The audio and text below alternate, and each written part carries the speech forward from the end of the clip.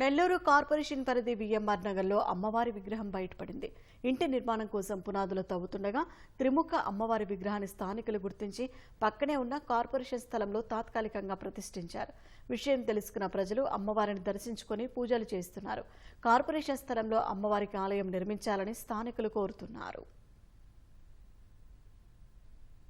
ఇక్కడ మన విఎంఆర్ నగర్ స్థానికులు మాకు అమ్మవారి విగ్రహం ఇక్కడ పెట్టుకుంటాం, మేము పూజలు చేసుకుంటాం. ఇది గవర్నమెంట్ స్థలం, ఇది పబ్లిక్ పర్పస్. మున్సిపాలిటీ కానీ ఎంఆర్ఓ కానీ వచ్చి చూసి మాకు కేటాయించమని చెప్పి అడిగారు. ఎంఆర్ఓ పోలీసు అంతా వచ్చింది, చూసారు. సరే ఇక్కడ పెట్టుకొని పూజలు చేసుకుంటా ఉన్నారు. ఇక్కడ వేరే వాళ్ళు ఇల్లు కట్టుకుంటా గుణాంతరాలు తవ్వుతుంటే గుణాంతరాల కింద అమ్మవారి విగ్రహం కనిపించింది. తీసి పూజ చేసుకున్నాము.